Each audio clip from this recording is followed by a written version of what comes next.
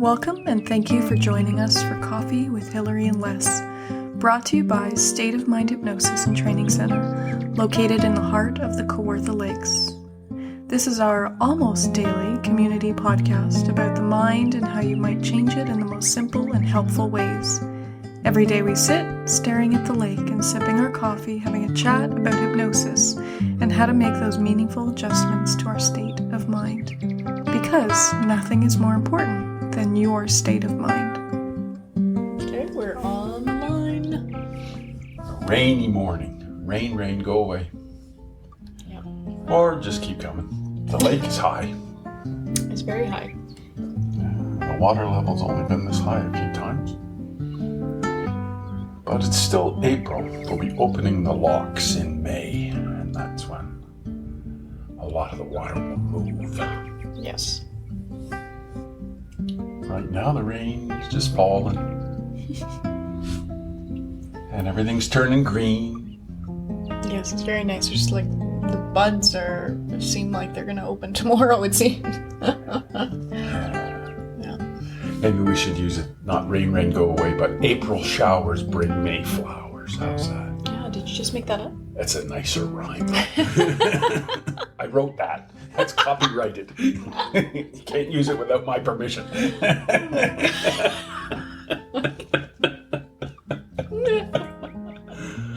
What a crazy world. So you were talking to me this morning about a life between lives. The clients coming in for a life between lives session. And I thought that'd be good for us to talk about. It's not sort of the typical topic that we have. We usually are. Yeah, it's kind of fun. A little more. It's different. People are probably going, what the heck is that? Some people, I bet you a lot of people know this stuff, and it's probably we should talk about it more. Yeah. So what is it? The life between lives is a place that can be accessed in hypnosis, where it's your, I don't know, the term superconscious mind takes you to meet with anything from your higher self to spiritual guides to the what people term the Akashic records, soul groups, learning about lessons and challenges in this life that you might be experiencing, wondering if there's more or why. The biggest reason that people come to me for a life between lives session is to learn if they're on their path. They feel like they're not on their path, maybe, and they're wanting more guidance from the universe, higher self, source, light, the light we call a lot. So I guess to do some background stuff. So life between lives is a hypnotic technique that was developed by a guy, a psychiatrist. I believe he was based out of New York. His name was Michael Newton. Michael Newton was a clinical psychologist psychiatrist who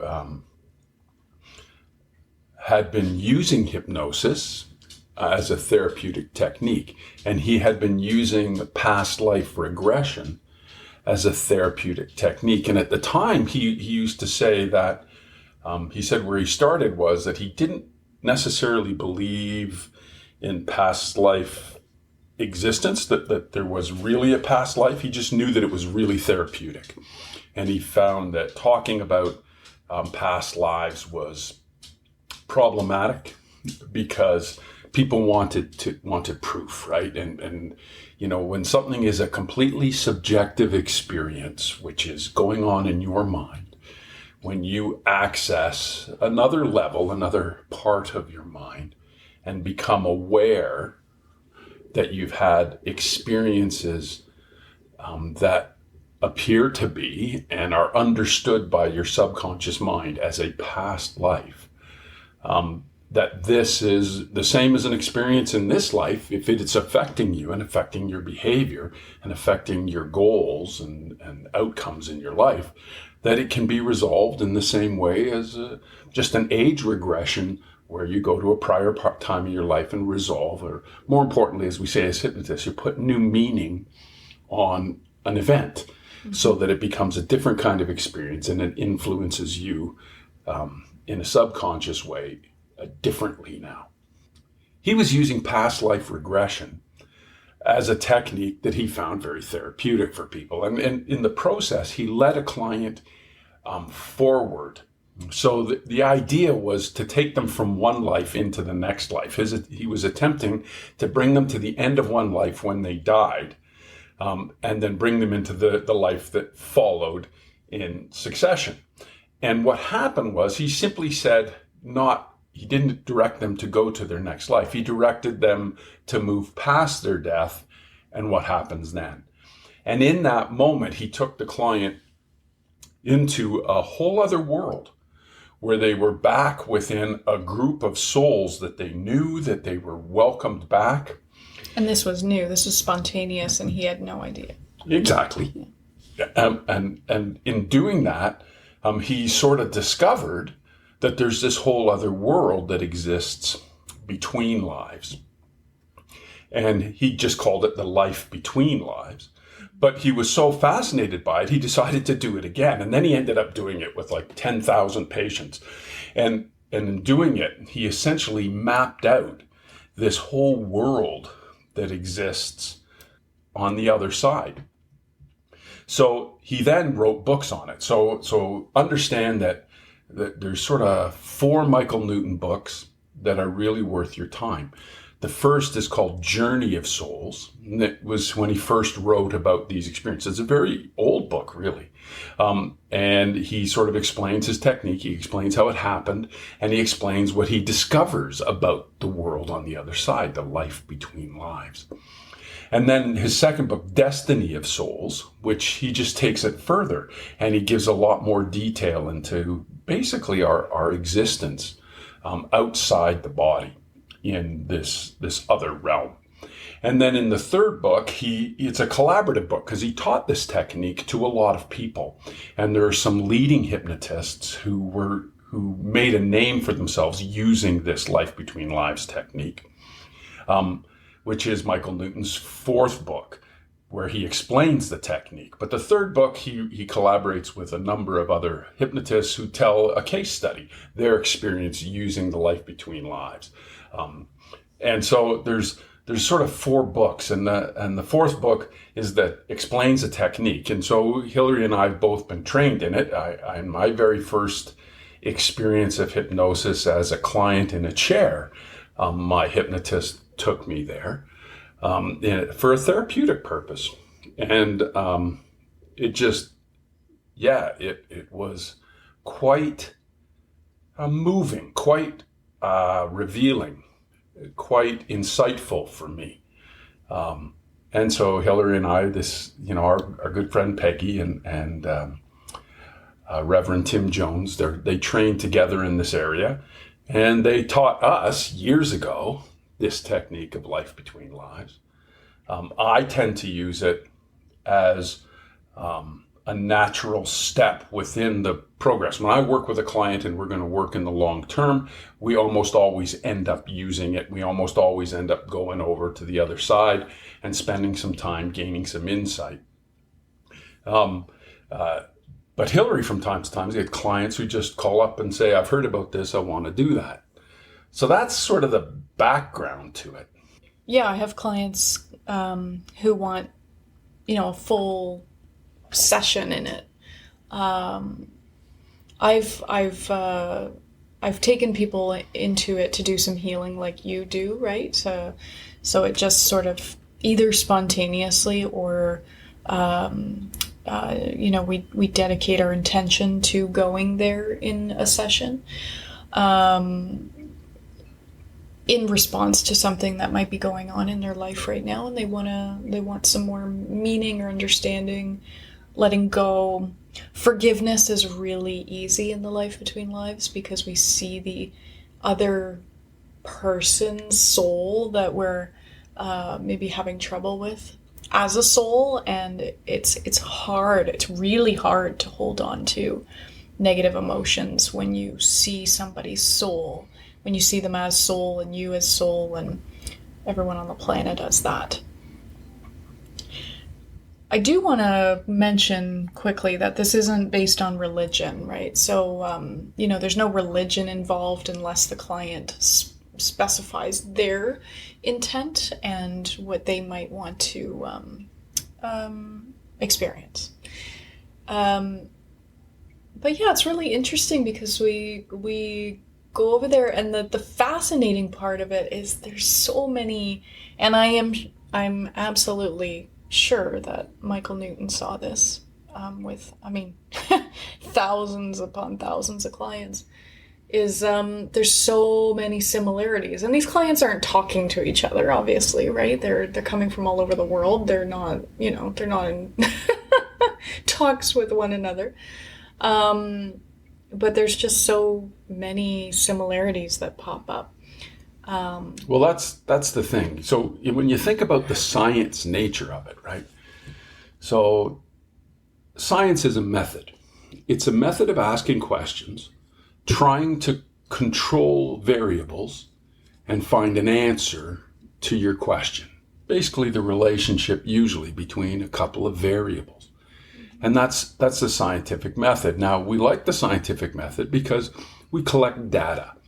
We try to control for the things that can be controlled for, and we collect data, and then that data can be repeated. And then when we do scientific studies, we do mathematical calculations of probabilities, and the attempt there is to be able to say that 99 times out of 100, if we did the study the same way, we'd get the same result. And it also lets you, as you do these studies, you find what you might call confounding factors, but things that cause the result to change. And then you begin to create a kind of a linear understanding of how things interact and how they work. And science is this wonderful thing that requires the collection of data. So it gets a little bit messed up when data has to be collected from personal reports, right? I can take you deeply into a trance, and I can guide you, I always use a bridge, guide you across the bridge into the world of the life between lives. And you will have an experience. The amazing thing that Michael Newton found was that he would do thousands of these sessions, and the experiences and understandings of the other side were really quite consistent. Now, this is hard to prove data when somebody just tells you something, right? When somebody tells you something of an internal experience that cannot be verified in any way, it's hard, I think, for some people to see that as scientific. I believe that every collection of data is always subjective because it's collected by people observing.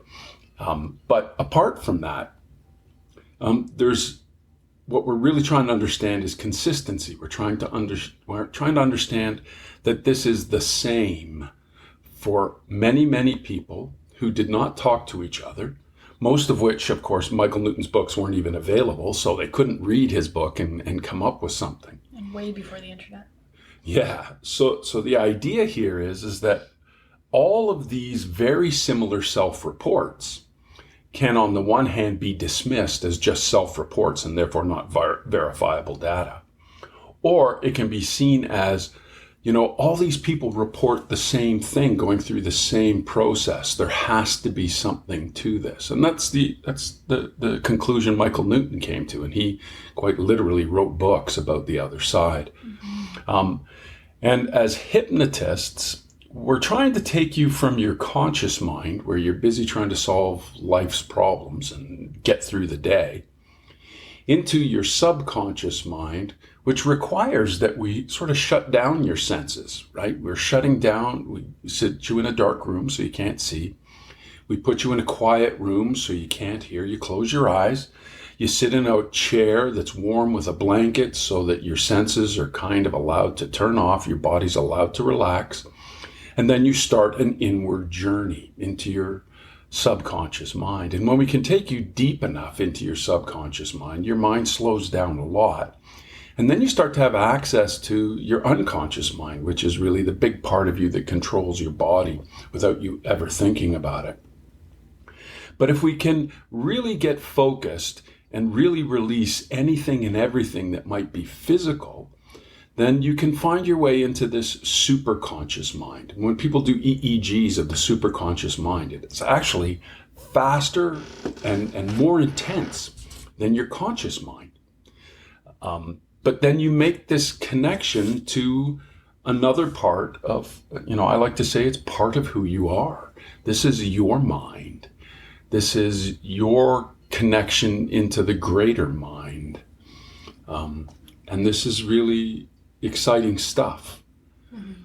And when people read about it and when people hear about it, it's something they want to experience.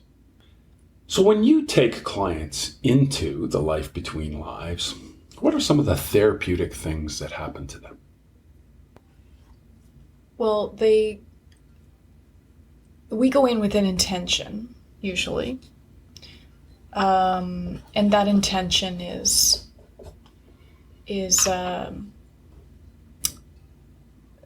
sort of mapped out in terms of questioning for their higher self, for their guides, or whoever is there for their highest good.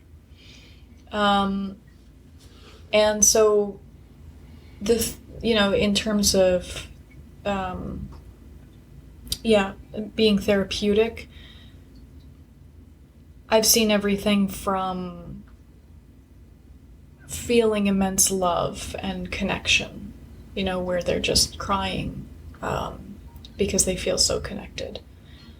I've seen people lose their fear of death because of that connection.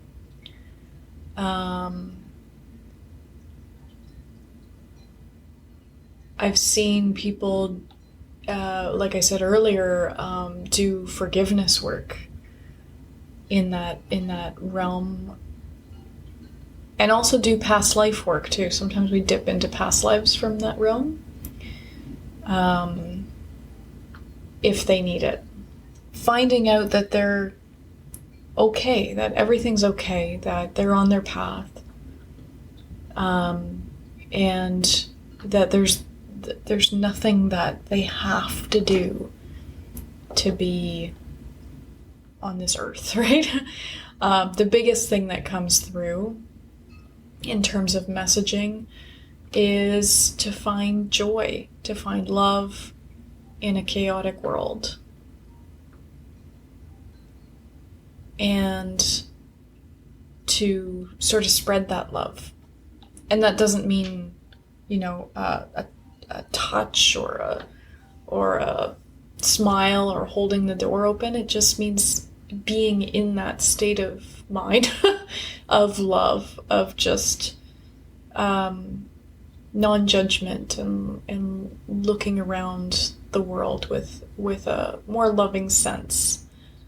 And just being who you naturally came here to be, like a one-day-old baby is, right? This joyful being that, hasn't had the world come down on them yet, right? So yeah, lots of different things come through, but the biggest message is to just be in joy while living your life. And not that you have to be always, jumping around and happy and all that, but just to be yourself. Try to tap into who you are at the base level, which is naturally love, which is naturally joy. That's who you came here as, right? That's what you were born into this world as. So just finding creativity, giving. Lots of different little things. When I take clients into the life between lives, one of the most universal effects is the dissolution of fears. Yeah. It puts things in a different context, and I'll just talk about that for a second. I believe context is the most important part of your mindset. The situation I see myself in, the meaning life has, the meaning of my experiences in my life are all determined by the context of life. What is life? If life is a momentary blip created by chaos chemical reactions where all of a sudden something was alive that wasn't alive before, and that life has a very short duration and is meaningless, you can understand why people have so many negative emotions through their life experience. There's fear that dominates almost everything. And then there's angers and resentments because things don't go well. And, it's really easy to look at life as an unfriendly thing, as an unpleasant thing. But that's a very, very narrow context. That's a tiny, tiny context. If your context is big, really, really big, like this is one of 1,000 lifetimes I'm going to have, where I'm going to come into this experience of a body that I'm allowed to just experience and learn, that there's no requirement of me other than to come here and understand myself and others better. That everything that happens to me then is an opportunity to learn. Then it becomes really easy to shift that into everything that happens serves me. Everything that happens assists me in becoming more and better and deeper. And therefore, anything that happens becomes almost invited and allowed. So I see those as sort of the two extreme ends of context. And so what happens then is I'll take people into the life between lives and their context will change. The way they see their life, the way they see the meaning of life, the way they interpret events in life changes. And as a result, a lot of fears dissipate. A lot of guilt will dissipate. A lot of resentments will dissipate. Mm-hmm. And it makes it really easy then to sort of reframe the things that have happened in their lives and allow them to be free of them. We talk about this all the time. We've had podcasts on this. Forgiveness is freedom. It allows us to forgive. It allows us to be free of the past. So I really like using life between lives, often as an almost culmination in the series of hypnotic sessions that we do, because it brings a lot of the other learning that we've done through the first sessions. It brings it together and creates a context that is more open and flowing with life rather than resistant to the events of life. Yeah, in terms of fear, I'm brought to, oh my gosh, just endless accounts, but one that stands out to me was a client that I had last year, and they went through releasing, they didn't even go into it with this thought. That's the amazing thing but they went into the life between lives. They were actually working on this life, and then they popped into the life between lives spontaneously and went to what they experienced as the moment of separation. The very first moment of separation. If we were to imagine us as, separate from source to learn and grow. right? So they went to, again, what they experienced as that moment, and it was just such an amazing experience. Lots of tears, lots of, just releasing. And when they got up out of the chair, they said, they felt like they just had, the death was like a big fear for them. And afterwards, it just wasn't so much anymore, at all. And then, the most beautiful part of that, and what I see, what I guess I'm, blessed to experience afterwards is, this person came back just randomly one day. I was saying bye to one client, and they came up to the door just randomly hoping to run into me, and they just gave me a big hug and said that, I still, that stands out to me, and I still, I don't have fear of death, and I'm so happy, and thank you, and it was just beautiful. So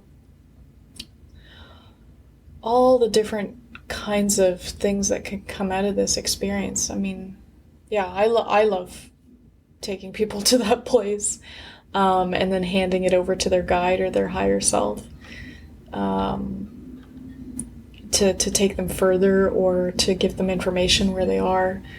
It's just, it's amazing. Yeah, I just thought, since we were talking about it this morning, that it's time we put something like this in the podcast, because it's part of who we are and it's part of what we do. And we both have had very strong experiences with it, and I love doing it with clients, and I know you love it too. And I just believe that the journey inward is the most important journey. It's the journey that we start to understand why we do what we do. And that so much of what we do is a program that we've accepted, a suggestion accepted, that we, somebody told us, hey, this is what life's about. And because that person loved us, we shrugged our shoulders and said, oh, okay. And that's what we adopted. And we began to live that way. And when we find that there might be more to it than that, or something different than that, we find that usually on a journey inward. And hypnosis is just a fantastic tool for that. That's what I discovered. That's why I've become so committed to it. And I know how much you love it. Mm-hmm. So I just thought we should talk about it. And if this is one of those things where you're saying, what a bunch of woo-woo, that's okay. No judgment, no problem. We don't mind. We're not trying to tell you what to think or what to believe. We're just a couple of people that help guide you into your mind to reframe what's going on there and make it a little more helpful. Yeah, absolutely. I have a couple questions here, but should we make another podcast and have them on that? Questions? What are they? Number one, the biggest question that I get, and I'm sure if people have made it this far into the podcast, they might be asking it to themselves, is what if I'm making it up? Okay.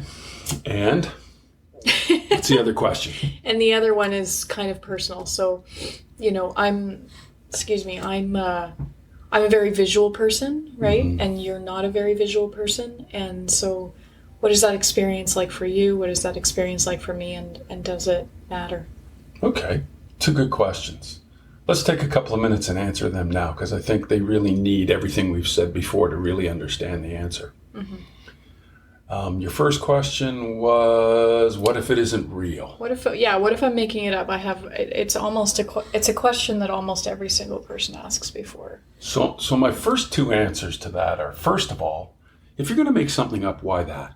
In the limitless expanse of possibilities, infinite things that could enter your mind, infinite visions, ideas, senses, there's just anything could enter your mind at that point.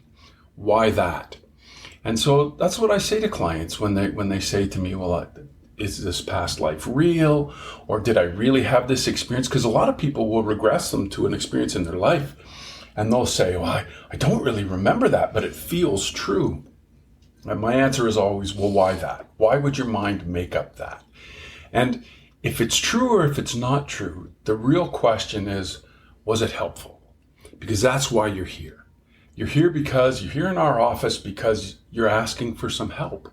And if that experience was helpful and doesn't fit necessarily the view you have of a material world, okay, just treat it as therapy and move forward. I think that the other answer I would give people, if they say, is it real?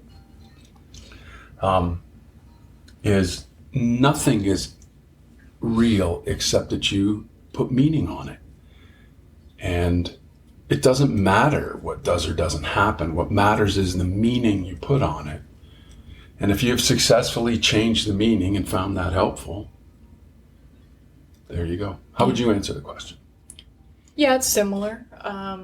Very, almost exact.